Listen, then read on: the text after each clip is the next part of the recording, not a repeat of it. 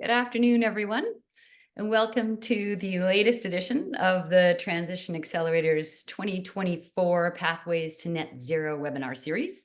What if we get this transition right? I am Jane McDonald, Vice President of Climate and Nature Solutions and a proud board member of the Transition Accelerator, and I'll be your moderator today. And I really want to start with acknowledging the traditional territories of the Indigenous peoples on which we work and live. The Transition Accelerator, with staff from Victoria, BC to St. John's, Newfoundland, recognizes and respects the ongoing relationships that Indigenous peoples have to the land. And we commit to the ongoing process of reconciliation. Before we get started today, I want to announce or point you to a few exciting events the Transition Accelerator has coming up. We are hosting Canada's Net Zero Forum, May 14th and 15th in Toronto. And this is a really unique event that's presenting an integrated whole of society view of net zero solutions, and you won't want to miss it. So register soon to guarantee your spot. The link will be provided in our chat. And secondly, the Transition Accelerator's courses on energy modeling for non-modelers and strategic pathways to net zero, which are designed to put the latest understanding of the energy transition into your hands, are ongoing. Please learn more about them and about group rates by visiting our course page. With that, I'm excited to see such a diverse audience joining us from across Canada today for this conversation. A reminder, we will run from 12 to about 1:15 Eastern, so just over an hour. And we will be taking audience questions at the end of the discussion. So please submit yours into the Q&A box so that I'm able to see them. We have such an interesting topic to chat about today. As you probably all know, the amount of work that needs to happen to create a net zero economy means a lot of change. And we're not always great at change, especially when we don't know what's on the other side. So I think part of the question that we're trying to answer here today is this change going to be good for us, for our communities, for our livelihoods? Show me that it's worth it. Show me that all this change is worth the effort and that there's a place for me in this net zero future that isn't worse than where I am today. And I'm delighted to have three fabulous panelists joining me today to talk about the work they're doing to answer those questions. So if I could have the panelists join now, please.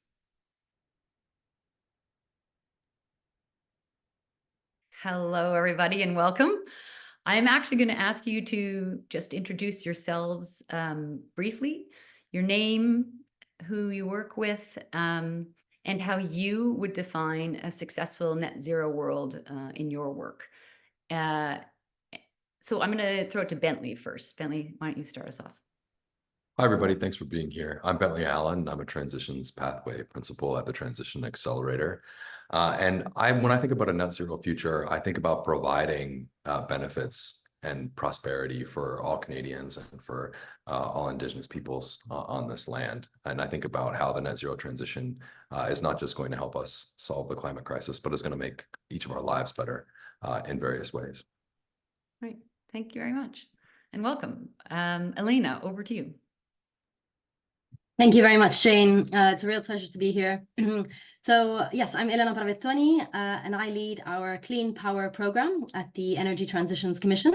The ETC is a partner of the Transition Accelerator, and we are a global coalition spanning 50 members from across energy producers, energy intensive industries, the financial sector, and environmental NGOs, really dedicated to sketching out a roadmap for achieving net zero emissions by mid-century.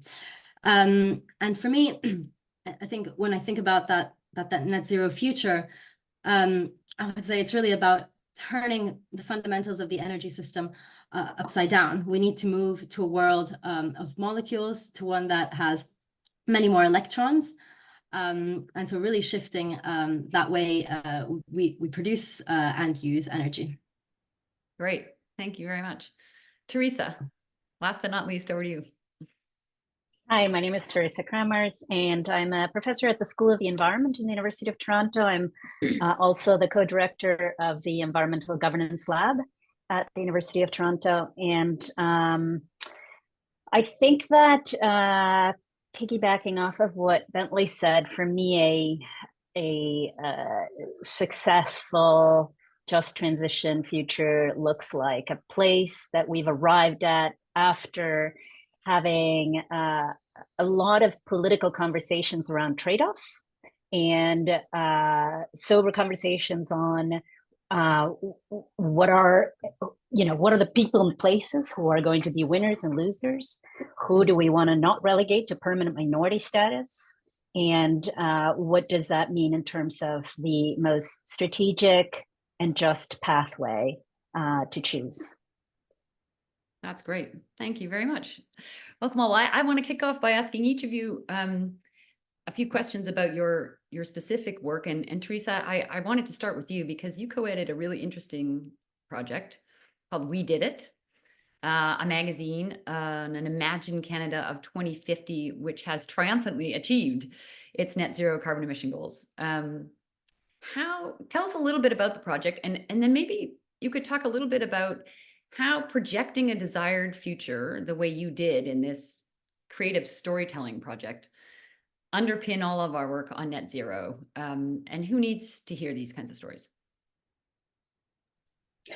Thanks. This project came about from the Canada's commitment to net zero by 2050, and was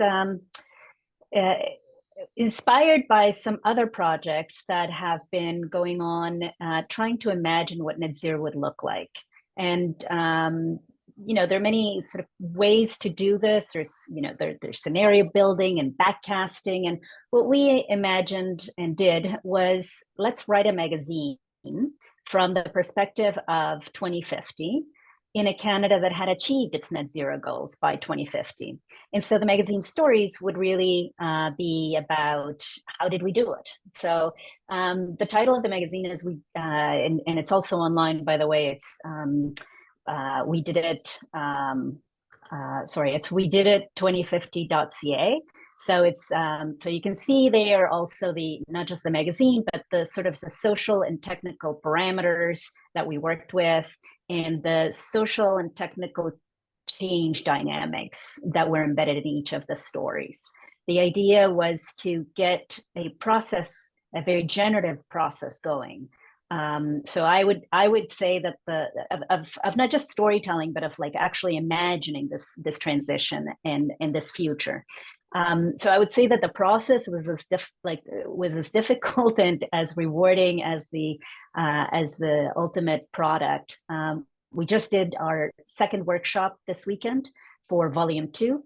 So we will be coming out with a second volume. And in this second one, we're looking at the international dimension. So what are the dynamics of the international system that enable Canada to achieve net zero by 2050? And so it's been a mix, right? It's a hopeful magazine, really. At the end of the day, we're writing from a perspective of we did it, but it's also we did it !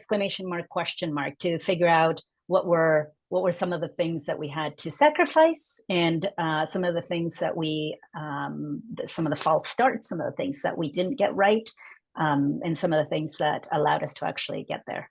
Can you give us an example of one of the articles? Well, I wrote about, so for example, one of the false start articles is about, again, this is speculative fiction. So it's not magical realism, but it's also not, something tanks sometimes say, this is the scenario and this is what's going to happen. So without that sort of certainty, it is questioning some probabilistic scenarios. So one was on blue carbon cryptocurrency and how it gets discredited in the voluntary carbon markets. Another one I wrote about, because I work on supply chain of critical minerals, and I spent a lot of time in South America on studying lithium extraction for the supply chain of batteries. that are enabling the transition from internal combustion engine vehicles to electric vehicles. So the one I wrote about was about actually ecological devastation. So lithium sort of mining dries up the highlands of Argentina, Bolivia, and Chile. There was another one that talked about how cars now needed to have new names to differentiate between fossil fuel cars versus one. So in language, imagining that there are now new ways of thinking about transportation that have to be reflected in language. We don't currently do. A car is a car is a car. Well, there are new stories coming up. That's great. I'm looking forward to the next iteration. Talk a little bit about why you decided to undertake this project. Why did you think it was so important to be telling these type of stories? How do you see it helping to advance our progress towards net zero in Canada? I mentioned the process. I think that there are a lot of ways to get to 20. There are some ways to get to 2050, to net zero 2050. As a political scientist, I'm really interested in what are the political conversations and the political will and the constituencies and the theories of change, the actors that are needed in order to make that happen. So, the conceit of the magazine is we did it, but really it's about having a conversation and developing our grounded imagination on what it is that it would take to actually make it there. And there are lots of political conversations that need to be had in order to make any of the technical pathways to net zero possible. So that's the exercise of the magazine. Thanks. That's really interesting. Bentley, you're doing a similar thing actually, which is telling a story about pathways to a future and the success that it could bring, but to a different audience, maybe industry and policymakers, answering the question, what actions can we take now to secure Canada's role in a clean energy future? And I thought that the Transition Accelerator report that came out, I think just last month, called Electrons, Rocks and Brains, great title, was a really interesting contribution to that conversation. Latest in sort of a series of reports looking at how Canada will fare in the new geopolitics of energy. Can you talk a little bit about that report and what you see the biggest barriers Canada is facing in the race to build a competitive economy in a net zero future? Yeah, of course. Thank you. I think that all of our work that I do here at the Transition Accelerator, and I support the Future Economy Group at the Transition Accelerator, it really started with the question of what does the global green economy in 2050 look like? Like, what is the world that is actually actively being created right now? And then starting with that vision, circling back to Canada in its current political and economic state and saying, how can we get Canada strategically positioned in that world so that the kinds of prosperity and benefits that I talked about in my opening statement can be realized for Canadians today? And that thesis is not just one, like starting with that as our framework for all the future economy work that we do in the Transition Accelerator is not just one of like, well, this is ideally the best way to do it, or that there's some kind of moral or normative vision that we have. It's just that we don't think that there's a pathway for Canada to be decarbonized unless you take those political and economic realities totally, totally seriously. Because I don't think anything happens in politics without the politics and the economics kind of aligning together.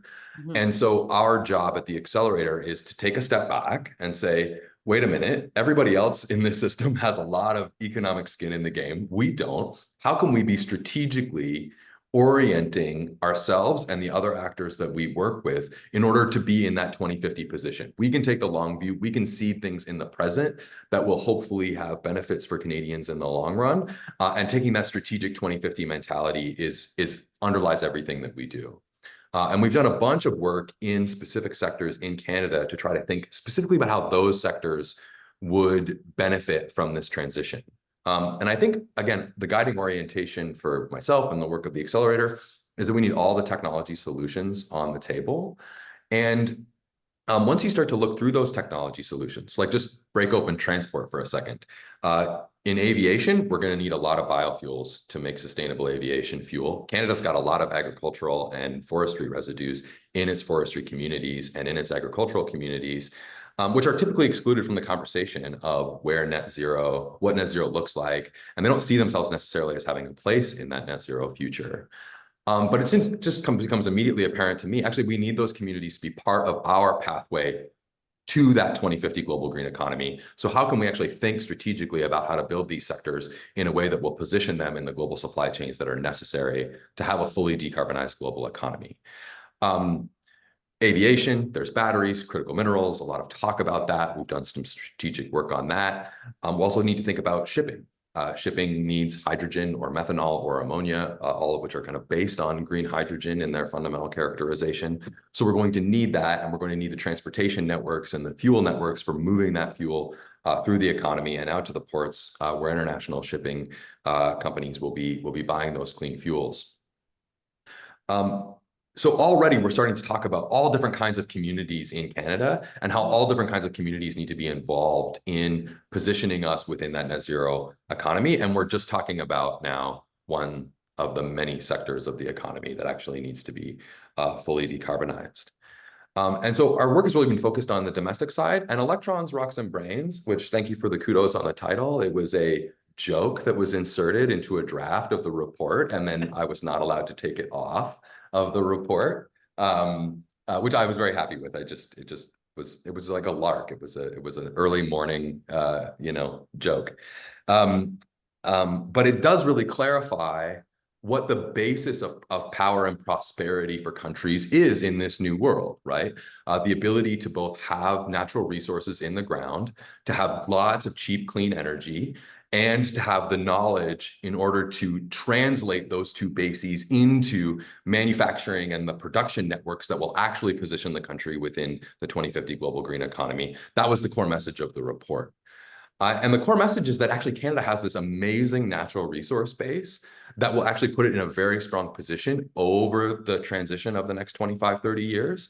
But in order to actually take advantage about it, we need to get very strategic about building the knowledge and the production networks around our natural resource base.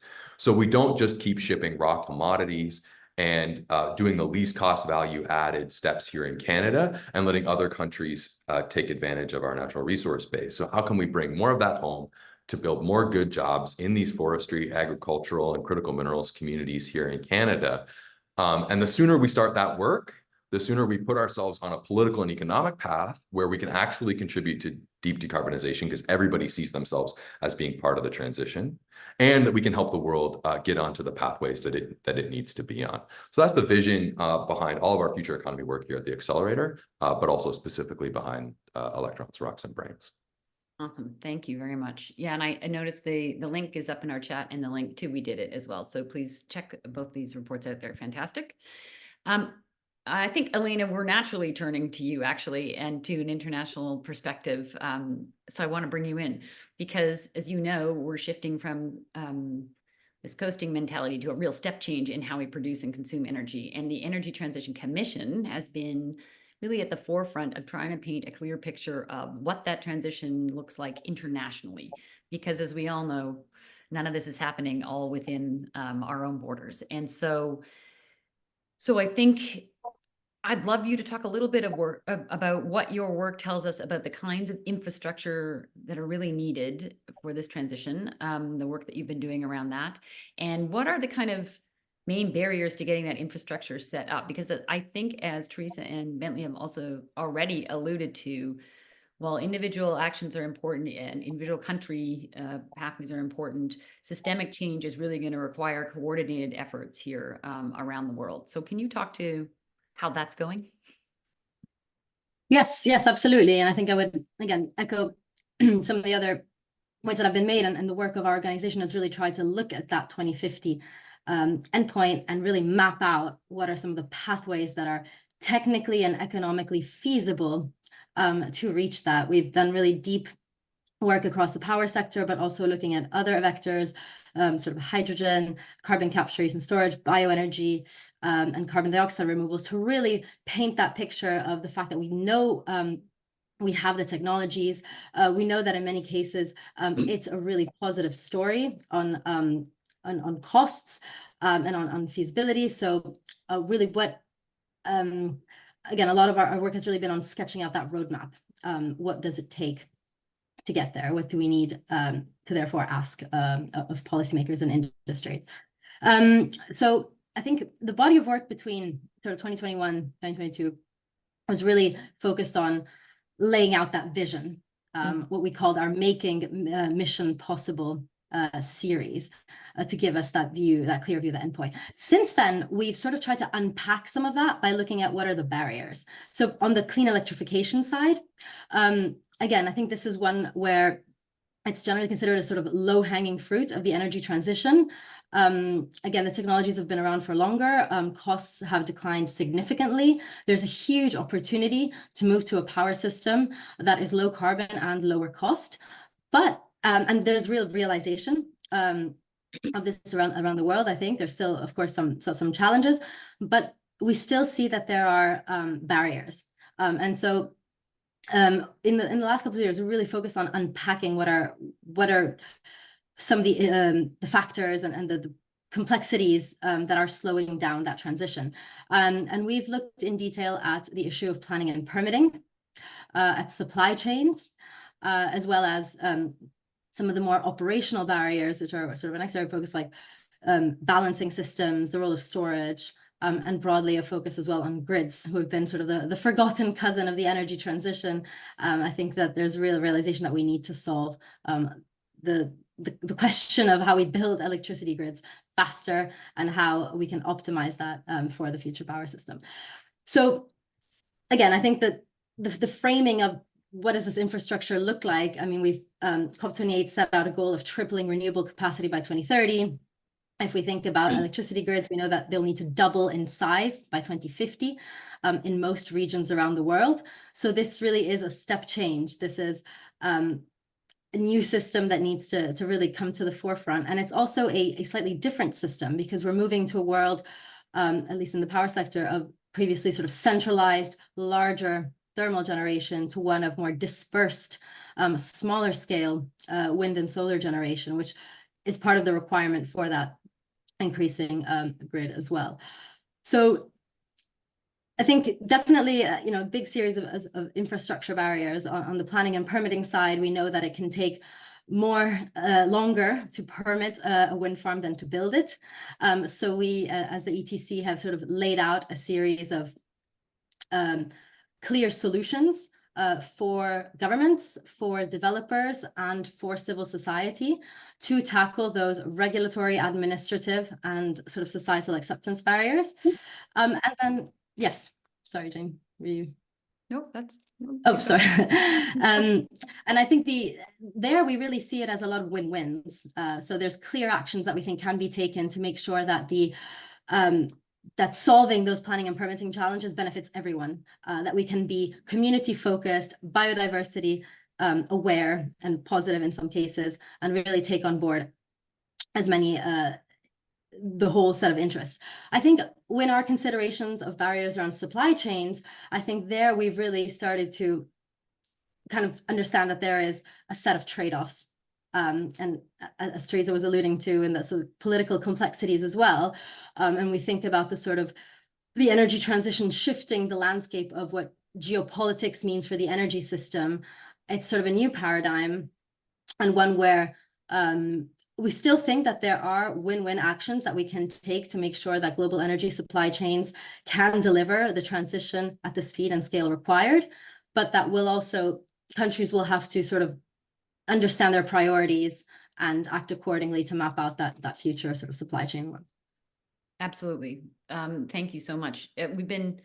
I think what you're getting at is so critical. We've done a really good job, I think, in the last few years, and the ETC has played a huge role in that, in getting quite clear around what these pathways could look like. And now, but of course, if it was as easy as pointing out what the pathways are, we'd all be there already. So there are so many political complexities that we need to take into account as we move forward. And I want you're talking about supply chains, and I want to bring Teresa back in to talk a little bit about how her work examines systems of power in politics and supply chains and communities, and how they shape the energy transition. So given all the great work we've done to kind of clarify where we need to be heading, and the economic and technical parameters of that and the possibilities there. Can you talk a little bit, Teresa, about what's slowing us down a little in terms of making the change because of the on the ground people considerations that have to be taken into account? Yeah, so this kind of conversation that we're having here is so foreign to most of the world. So the reserves of critical minerals. I'm going to say first, minerals are all over the world. They're not that rare. Not even rare earths are that rare. But these critical minerals that are crucial for the transition to renewable energy in order to build solar panels and wind turbines and long life storage systems and batteries for electric vehicles, which, in the United States, the transportation sector is a huge polluter. So these are all required inputs. However, they are currently being mined, and for the foreseeable future, because despite all the talk of onshoring and friendshoring and ally shoring, most of the mining for many of these critical minerals is happening in many states in the global south. So when you have commodity dependent economies that first were dependent on soy and now are dependent on lithium and tomorrow dependent on copper, it doesn't much matter what you call the commodity because the experience of dependency is very similar. So when we talk about a just transition, we sort of we need to be more global in our perception, in our analysis of what does it actually mean. And when power differentials and dependencies between North and South are essentially remain untouched, there isn't much to say about a just transition in a global sense. In the Electrons, Rocks, and Brains report, there's a line that says, that advises Canada that that Canada has all these great resources in mining and forestry sectors. There's a strong position. And then it says, but this cannot be achieved solely through extraction. It is the midstream of these supply chains where minerals are transformed into materials and fibers are combined in products that truly matters. That's so true, not just for Canada, but for all these other commodity dependent states. That's exactly what Argentina is trying to do. That's exactly what Indonesia is trying to do with nickel. That's exactly what the DRC would love to do with cobalt. That's what a just transition actually means to them, right? The ability to get in on a new economy, on a non-fossil fuel based economy, on new terms of engagement rather than the same old distribution of political and economic power. Have I gone too far afield in your question? You can No, tell no, me, not bring at me all. back in. No, not at all. Thank you. And do you see instances where that is starting to those conversations are starting to become real in the work that you're doing? There's a lot of desire among commodity suppliers to actually develop this midstream sector, so to add value to their commodities. So instead of exporting lithium, you're exporting cathode. That market's kind of cornered already in China. Indonesia has famously, ruled that there are no more nickel exports. Unprocessed nickel exports are going to be allowed. So now you have, and this is the question on trade-offs. So sure, nickel exports have really sort of price in Indonesia. The downside is that now you have ecological devastation happening in many areas where smelters are set up in order to add some value to the nickel so that it can now be exported with some value add. So that's why my preamble of what does a successful future look like is so much about having these very hard and political conversations that are not just about let's get to it, but let's get to it in a way that we are not robbing Peter to pay Paul. Right. Yeah. And I think, Bentley, you would agree with that the new future has as many trade-offs as the current one. And so how do you see these types of trade-offs being talked about here? Or are Yeah, they I don't think, not enough here? yeah, I think too much in these exercises where we try to imagine 2050, partly because we need the optimism, right? Like the Yeah, optimism is not exactly. necessarily reflecting like our true feeling of like the probability of this future, but as it's a necessary induced fact from the fact that we have to do this. And so we require a certain amount of optimism in order to get up in the morning and get to work and get to work hard. Which so many people on the call, so many people on the participants list for today, I know they're doing that work.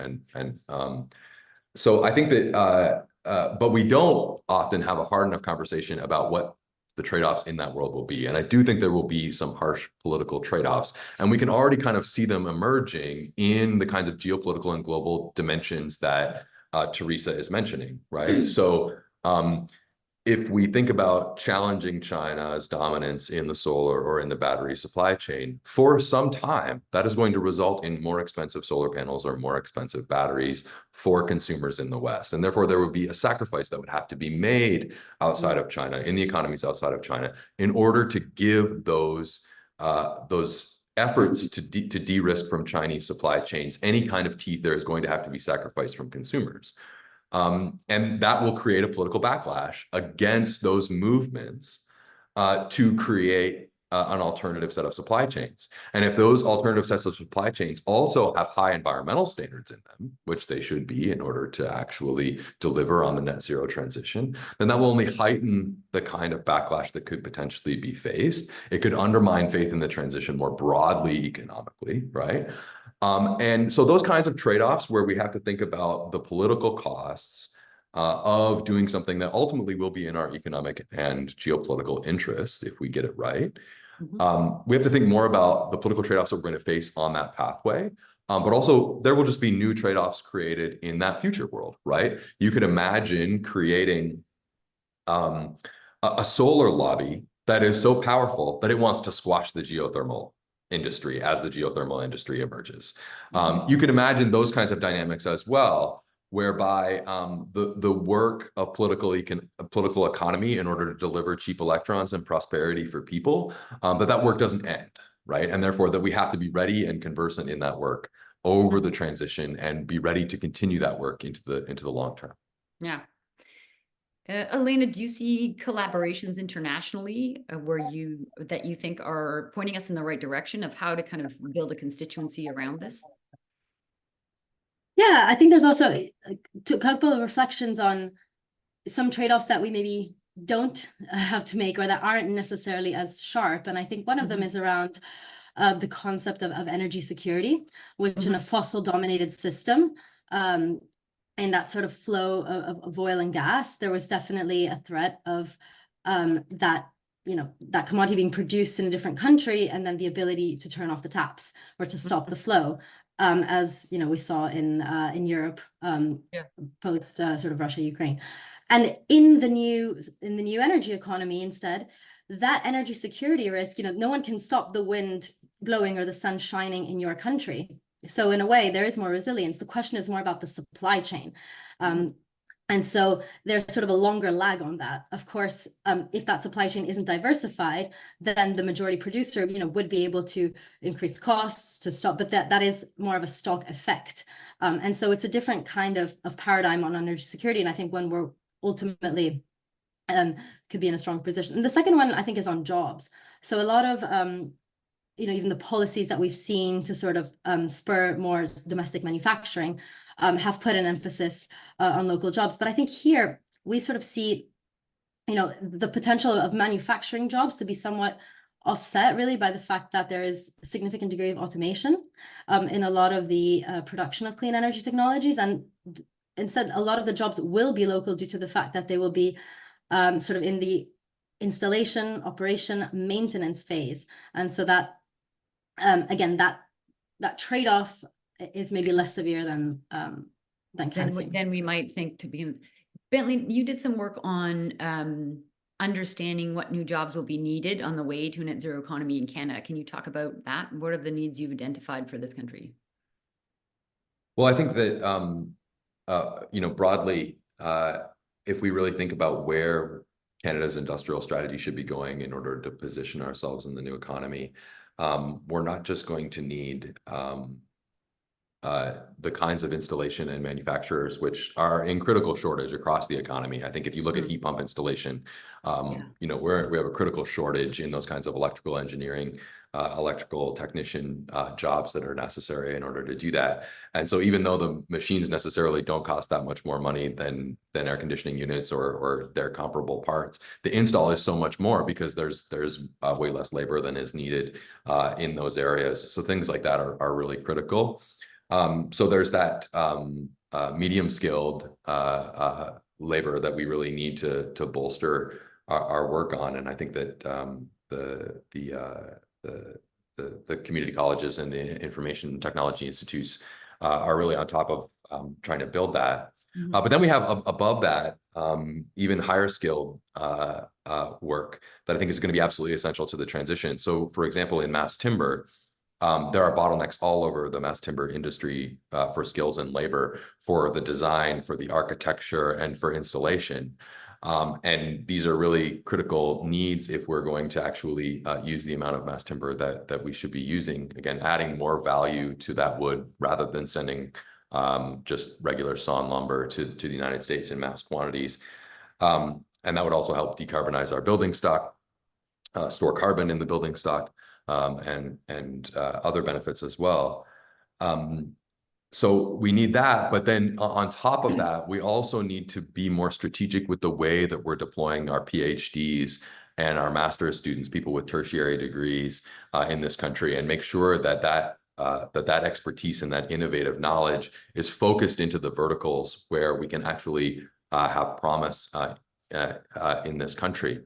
So right now, the national labs and industry work together in little pockets, but we need to have a more focused conversation about how we can create what are successful in other countries as triple helix interactions between the government, industry, and high-level top researchers, so that the high concentration and density of interaction between those three groups can help to bring innovations out of the labs, whether those labs are government or industry or academic, and into the commercialization pipeline, so that we can actually benefit from those technologies. We need to do a lot more of that. So all the way across the skilled labor spectrum, we're going to need workers, and in each of the verticals of the transition. You know, part of this topic is about how we do get a lot of information about climate change.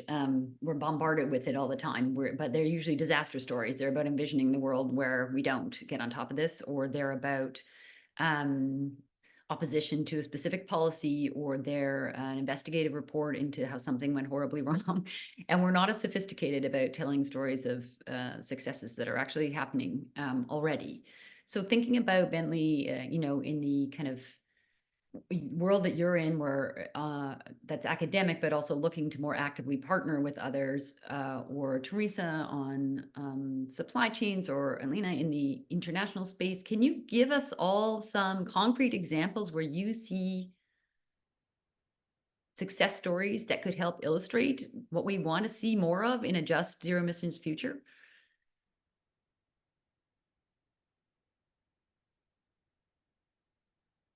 Teresa, I'm going to throw it to you first. Any successful efforts in the mining sector that you could bring to our attention, or you think good work is being done?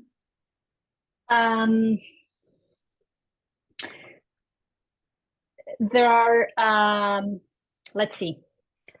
I would say that moves in the right direction include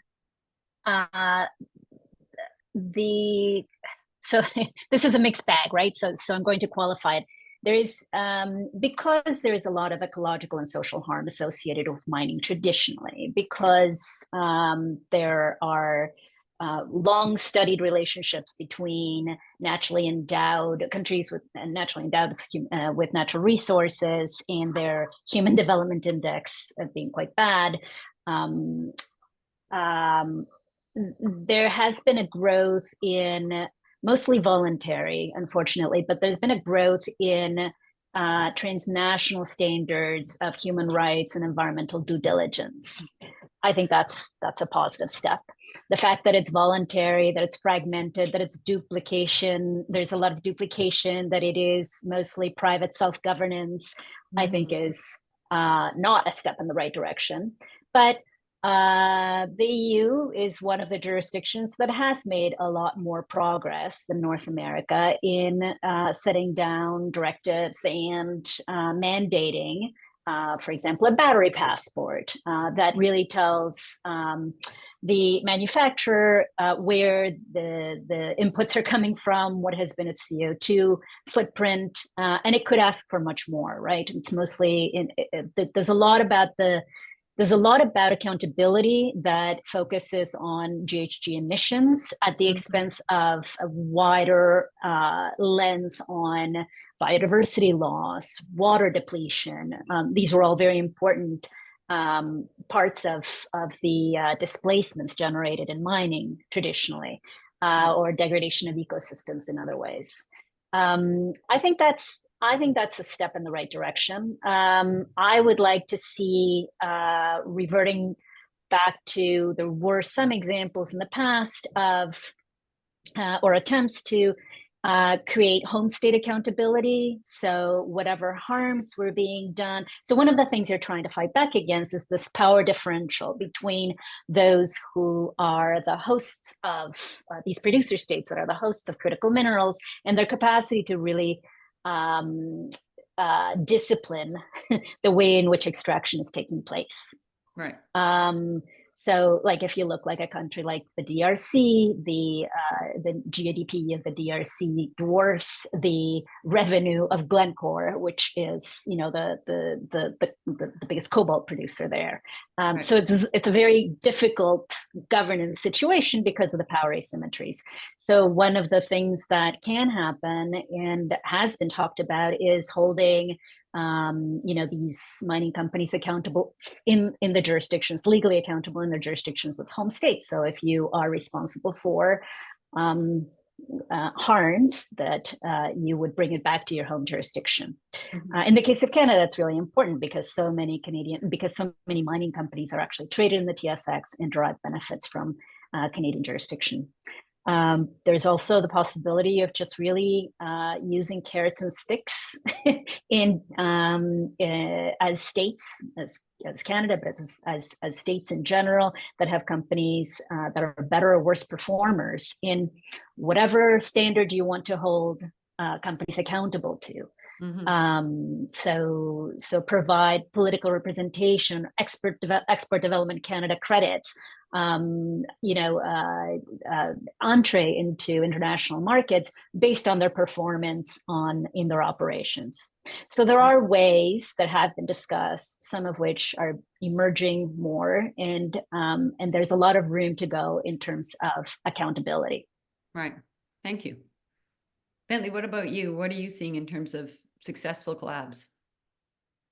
I think there's so many interesting examples, but I guess the example, just to go back to my previous point about not putting too utopian of a gloss on this, what I find most interesting are the cases where there's something about them that I just love, but there are a bunch of things that I think could be fixed, because I don't think there's any perfect cases of like industrial policy or net zero projects that I'm like, yeah, that ticks every single box, or like I can really see how every single there is humming.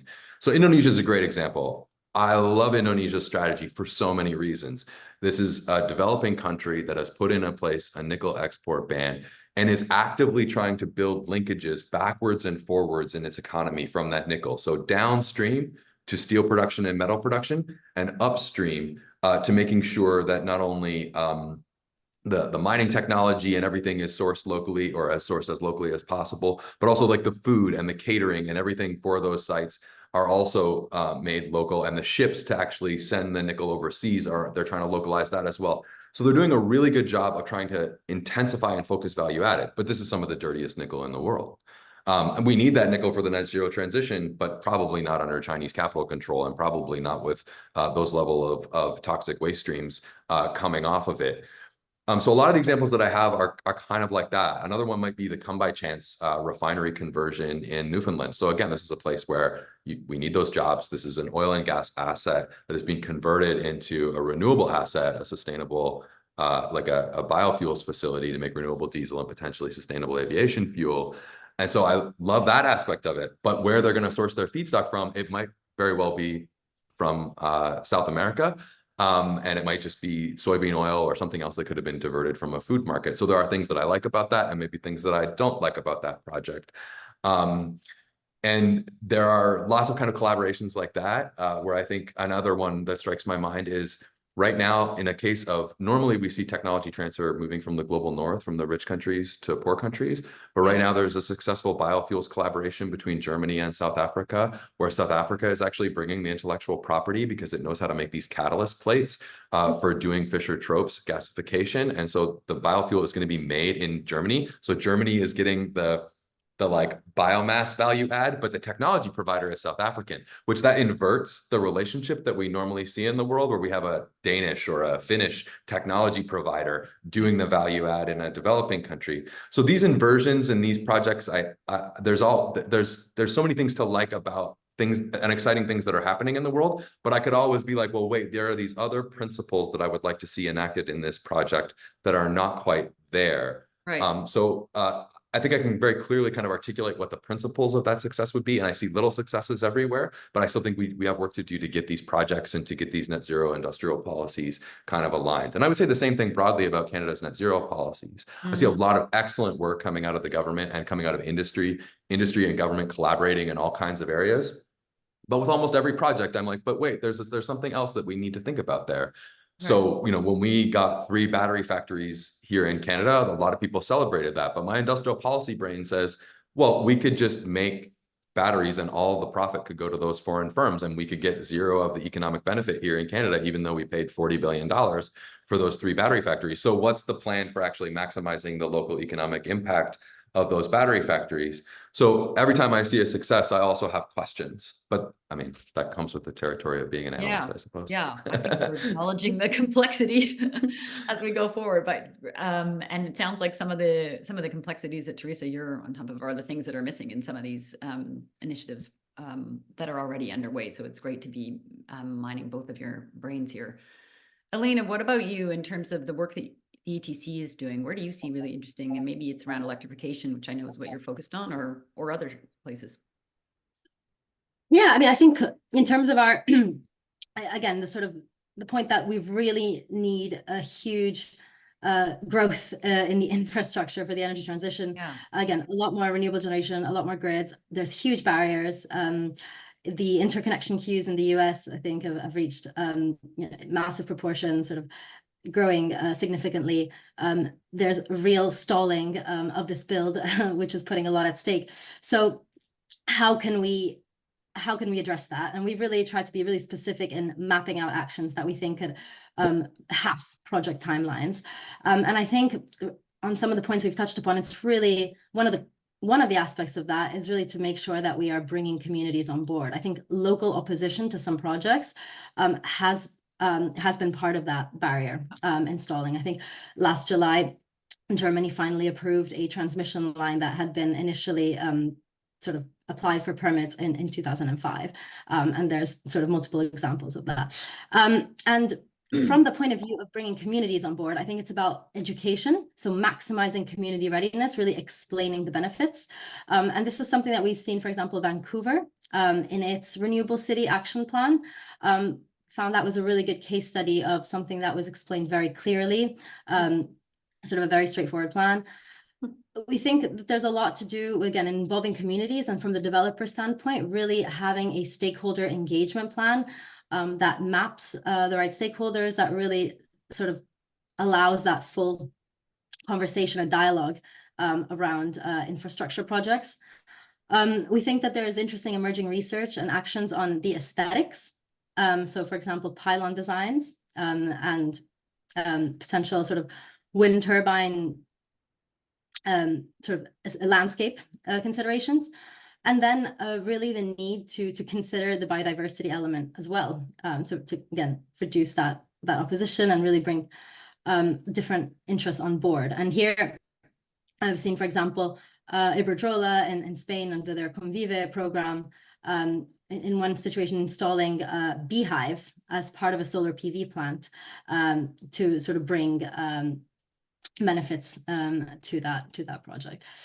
So really a series of actions across, again, governments, across sort of developers and local community to make sure that we really can address the barriers. Fantastic. That's super cool. Okay. I'm Jane. seeing really interesting audience questions popping up, so I want to get to those. But before we do, we're going to do something a little fun just to make sure everyone's energized and awake for the audience round. And we're going to go into a lightning round of questions from me. I'm going to do a true and false session, and then we'll go into a word association round. And I'm just going to ask in this first true or false round that you give me just a one-word answer. I know you're all going to want to qualify it with 14 paragraphs of academic knowledge, but don't do it. This is just a fun exercise. We won't hold you to anything. So just true or false as your answers, please. And then I'll move on to word association and I'll clean that then. Okay, Teresa, I'm going to start with you. True or false? The speed and direction of big transitions, like the ones our energy systems are undergoing right now, often come down to a matter of power, who has it and who can't access it. True. True. That was too easy for you.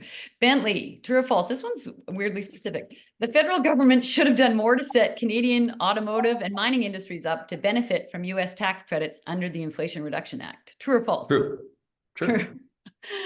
Elena, true or false? Clean energy infrastructure could get developed more quickly and with fewer roadblocks if we could see more examples of it in our current landscape. Depends on the aesthetics. Yes, let's go with true. Okay, right. Back to you, Bentley. We can successfully get to a prosperous net zero economy with minimal trade-offs. False. Elena, true or false? The biggest threat to wind development across key markets, including Europe and the US, is slow and cumbersome permit granting processes. Wind is having a bit of a crisis moment, but it's up there. It's up there. Okay, and Teresa, last one to you. The urgency of the mining transition can be achieved in partnership with the communities that will be most affected. True. True. All right, I like that optimistic tone. Now on to the word association round. I'm going to say a word or two, and you're each going to respond in a word or two with the first thing that comes to your mind, unfiltered, with reckless abandon. All right, are you ready?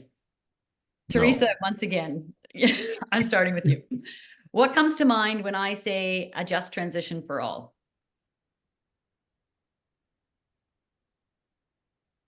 Discredited. Nice. Bentley, what comes to mind when I say axe the tax? Hasty. Elena, what comes to mind when I say Europe's wind energy industry? Auction design. Nice. Teresa, last one to you. What comes to mind when I say ethical mining? Greenwashing. Thank you. Excellent. Thank you, guys. Fun. All right, I'm going to turn it over now to questions from the audience because I see them flowing in here. Let me start at the start. Teresa, are politicians being honest with voters about what's actually needed to achieve net zero?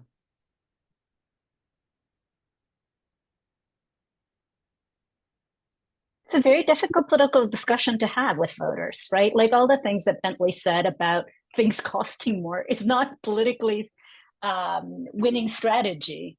It's also no. So I think that there's a lot that's being. It's a complex question. It's a very loaded question.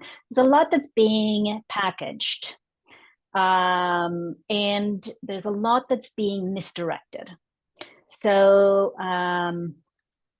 a a lot of the packaging is going in the direction of energy security, nationalism, anti-China, barbarians at the gate sort of conversation. A lot of the political conversation is creating that kind of narrative.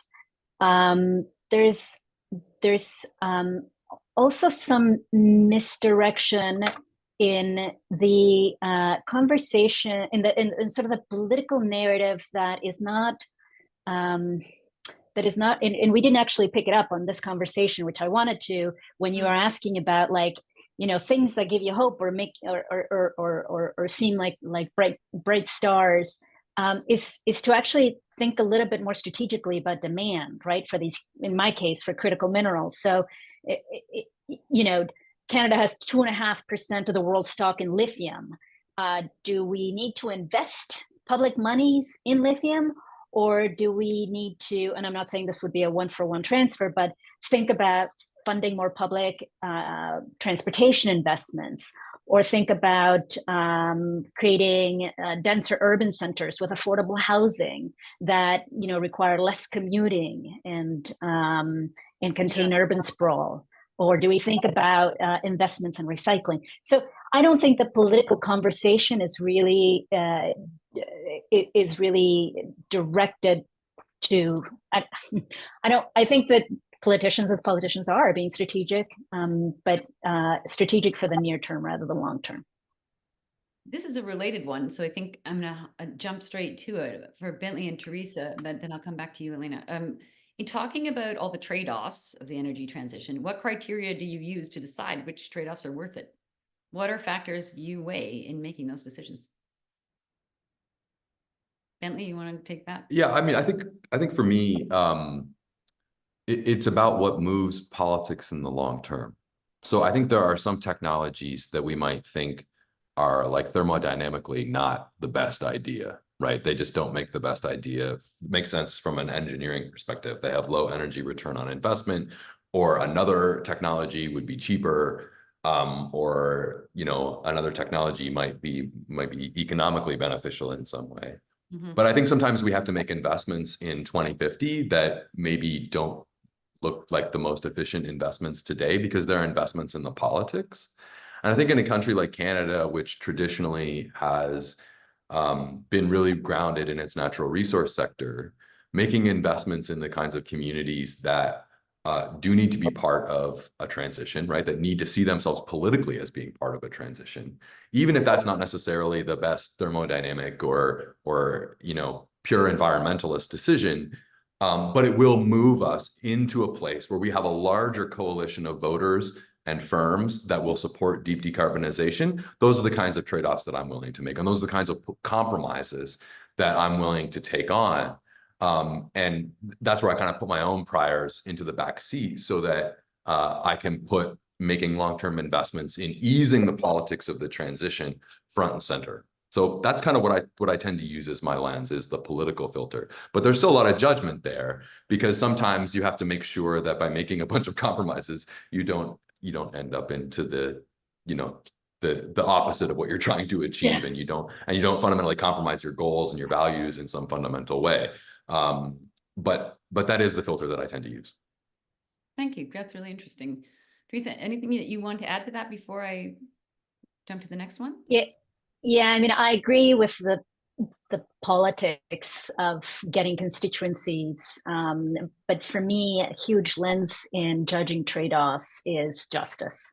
Who are the winners and losers, and who are going to be permanent minorities, because it's just a continuation of the powerlessness of certain constituencies. And I also use the lens of degradation, right? Like how much harm to the environment is going to be done in order to purportedly do well for the environment and for us.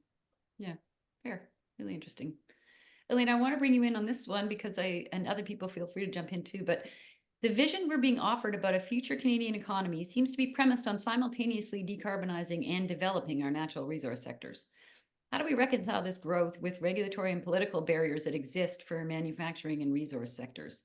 was thinking, Elena, you were mentioning that ETC had developed some advice for how to kind of try to move past some of these regulatory barriers, one might call it, depending on which regulation we're talking about. But how are you thinking about these things, even just internationally?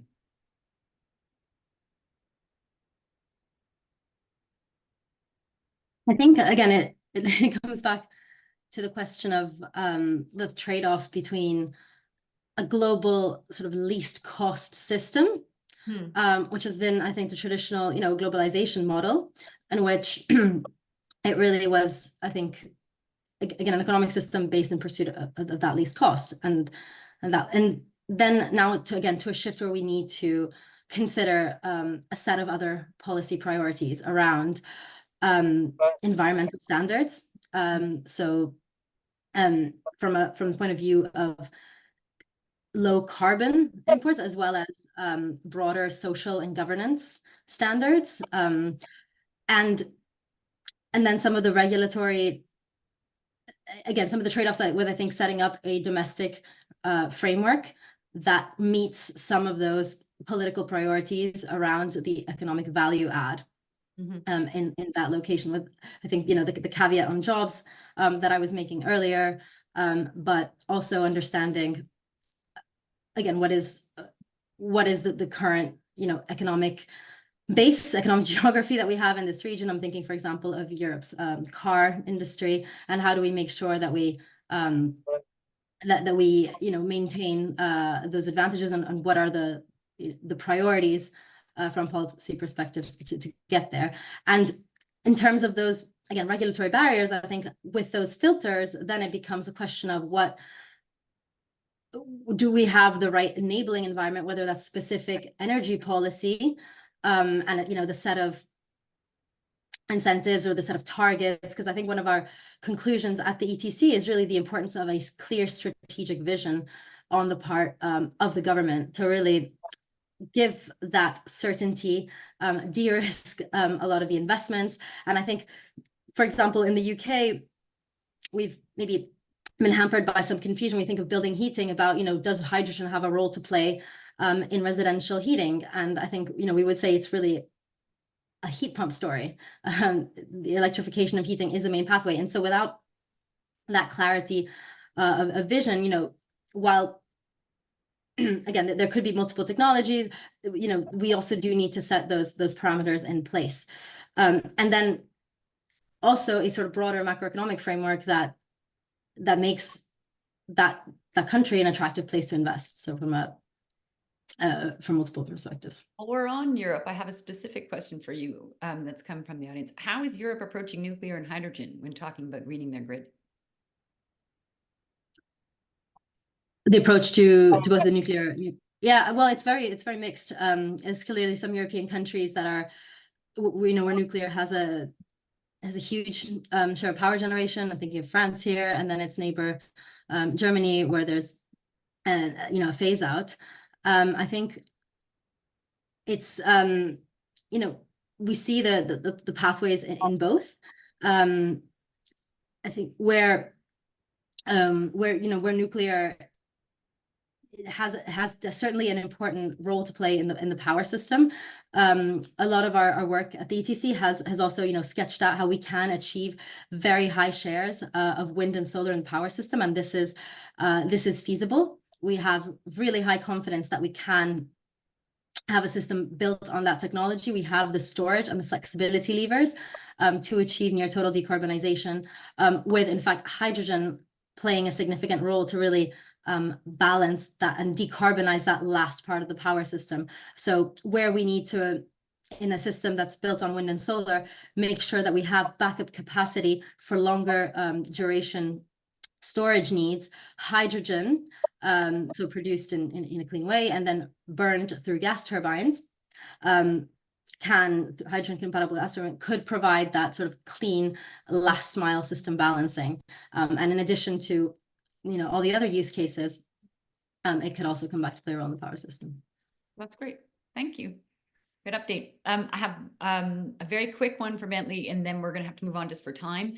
But Bentley, with Canada becoming increasingly urbanized, what are the key policies that need to change to lower emissions associated with the use of fossil fuels in cities and in products embedded and used in cities? So what level of government matters most for change to occur there? Yeah, I think that cities are a complicated bundle of policies, and I think actually all levels of government have a really critical role in cities. Certainly at the level of the municipalities themselves, you need to look seriously at land use change and how public transit and how all of those systems are integrated with one another. But a lot of the projects that cities are going to need to undertake are going to require the level of capital that means that the federal government and the provincial government are going to need to be involved. And then, of course, we have the landscape of technologies that need to be advanced by those governments as well. So we're already seeing a big push for EVs, which is great and is going to decarbonize a good chunk of that sector. But we also need pushes in public transit, which might mean electrifying those fleets. It might mean some hydrogen buses as are being deployed in the West. And advancing those technologies and making sure that the infrastructure for those technologies in place is in many cases going to exceed the abilities of the municipalities themselves to deal with those. And then, medium duty vehicles like delivery vehicles and last mile vehicles, also great candidates for electrification. But again, this is technologies that have to be advanced, and we have Canadian firms that are able to actually provide these, and those Canadian firms need to be supported in various ways. And there have been a lot of problems, I think, with delivery van startups and startups in the bus space and everything like that, in part because of really strong Chinese competition. And we really have a choice there, which is that we can import BYD buses and delivery vehicles, or we can build up our own firms in that space, and we have to look critically and think about that. But those are national and provincial level conversations. So a lot more could be said about that. More to be said about. Thank you. I want to thank our audience for such varied and really interesting questions. Thank you all for sending them in. I'm sorry I couldn't get to all of them, but we're coming to the end of our time here, and I want to give each of our panelists one last kick at the can. And what I would like you to do is give us just a little preview about the work that you are going to be doing this coming year, what you're most excited about, projects you're working on, what you're hoping to see come out the door in each of your work schedules this year that we should be looking for. Teresa, start with you. Thanks very much. Thanks for this great conversation, and Jane for moderating us so nicely.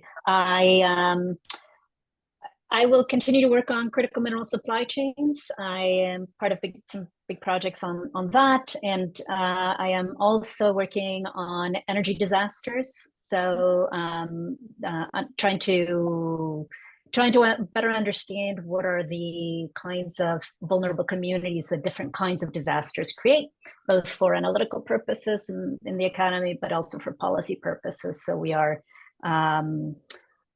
are better prepared and design more resilient assets of resilience for communities that are particularly vulnerable. That sounds fascinating. We're going to have you back for a conversation about resilience again. Bentley, over to you. Yeah, I think that we're doing a lot of interesting work out of the Center for Net Zero Industrial Policy here in Canada, and so look for some big things there. We're really trying to get the strategic dashboard of Canadian industrial policy out there, because right now the country is pursuing a net zero industrial policy, but without any conversation or debate about its content or where it should be going or how focused it should be. And so we're really trying to put the key kind of pillars of what that conversation should be out into the public this year. And then also I'm doing a lot of global work. So you can see that Electrons, Rocks, and Brains is really positioning Canada in that global conversation. And I really think there needs to be a serious conversation in Canada about the geopolitics of the net zero transition and how Canada is situated in it. We really take that position for granted. But if we're going to get serious about producing these economic benefits at home, I think it's going to come through diplomatic and international collaborations. And so those collaborations right now are right at this moment where they're either going to get serious, which is to say that they're going to actually start having to have real teeth to them. There's going to have to be real international capital and rules created in order to accelerate the transition, or they're going to kind of plateau and leave us in a bad place. So I think that Canada really needs to be supporting that work and needs to be figuring out how it's going to benefit from that work. So we'll be doing some stuff on that this year as well. Sounds great. And that takes us right to your world, Elena, on the international side. What's ETC up to this year? What should we be looking for? Thanks, Jane. Yeah, lots of exciting things coming from ETC, from the sort of buildings, decarbonization side, to the role of energy productivity in the net zero trajectory, as well as from the power side. I think we're really trying to re-engage with some of the arguments and sort of pushbacks that we see in some areas around the world around, can we operate high variable renewable power systems? What are the technologies for energy storage? There's been a lot of sort of new entrants and emerging technologies in the space. How do we think we can balance the system in a low cost way? So sort of taking another closer look at energy storage. And then again, the question of grids. So really, that it's on the map as a critical barrier to the transition. What does the grid of the future look like? How can we minimize the build required, given that we know building infrastructure is hard? And how can we run the grid, kind of the backbone of the future energy system, in the most efficient way possible? Fascinating. That all sounds wonderful. I want to thank all of you, Elena, Bentley, and Teresa, for taking the time to talk to us today. I'm really glad that you guys are doing such clarifying work on what a net zero future looks like, what the pathways are to get there. How can we do it in ways that are not only focused on emissions, and how can we be cooperating and paying attention to political imperatives to get it done at home, but also abroad. So this has been a really interesting conversation. I loved your word association answers. Appreciate all your really thoughtful interventions today and your good humor. And I wish you all a wonderful week. For our audience, I want to remind you not to go and check out the Transition Accelerator website for a list of more great conversations coming up, and also to register for our big forum coming up mid-May, which is going to be awesome. So hope to see you all there. Thanks very much, everyone. Thank you, Jane. Have a good rest of the day. Thank you. Thank you, Jane.